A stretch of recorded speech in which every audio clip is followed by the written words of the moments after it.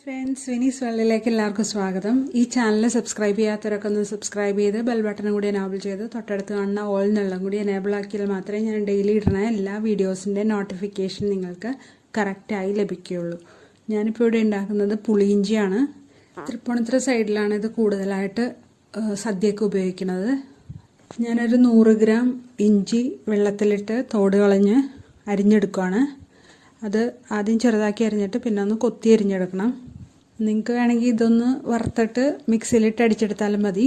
കൊത്തി അരിഞ്ഞു വെച്ചേക്കണ ഇഞ്ചി ഒന്ന് വെള്ളത്തിലിട്ട് കഴുകിയെടുക്കുകയാണ്. അത് കട്ട് പോകാൻ വേണ്ടിയാണ് നമ്മളങ്ങനെ ചെയ്യണത്. അല്ലെങ്കിൽ ഇഞ്ചിയുടെ ഒരു കുത്തലുണ്ടാവും.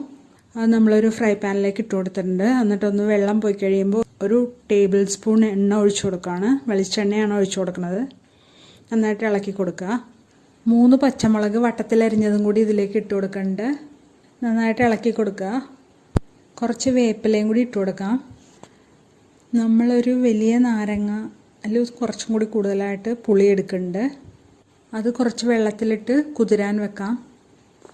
ഇഞ്ചിയിലേക്ക് 1 ടേബിൾ സ്പൂൺ എണ്ണ കൂടി ഒഴിച്ചു കൊടുക്കുന്നുണ്ട്. പെട്ടെന്ന് ബ്രൗൺ കളറായി കിട്ടാൻ വേണ്ടിയാണത്.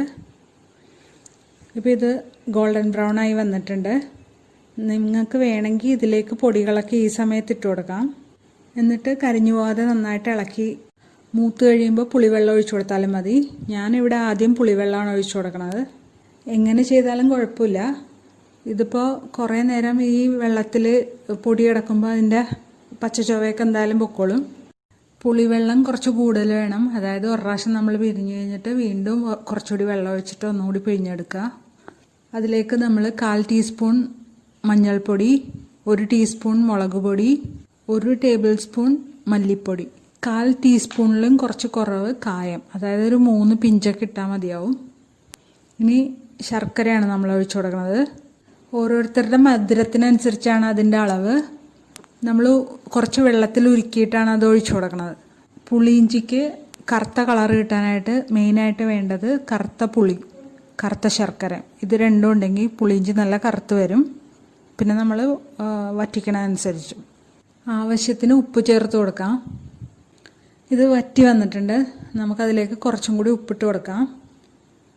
ഇപ്പോൾ ഇത് നന്നായിട്ട് കറക്റ്റ് എന്താ പറയുക കറുത്ത് നല്ല തിക്കായിട്ട് വന്നിട്ടുണ്ട്. ഇതിപ്പോൾ നമുക്ക് ഓഫ് ചെയ്യാം.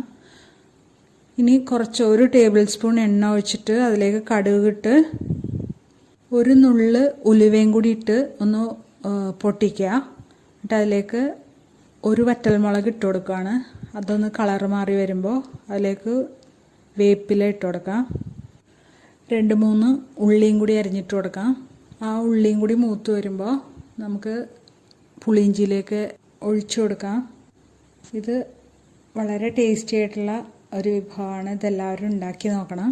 സദ്യയിൽ ഒഴിച്ചുകൂടാൻ പറ്റാത്ത ഒരു തൊടുകറിയാണിത്. ചില സ്ഥലങ്ങളിൽ ഇഞ്ചി വറുത്തരച്ചാണ് വെക്കണത്. നമ്മൾ ഇങ്ങനെയാണ് വെക്കണത്.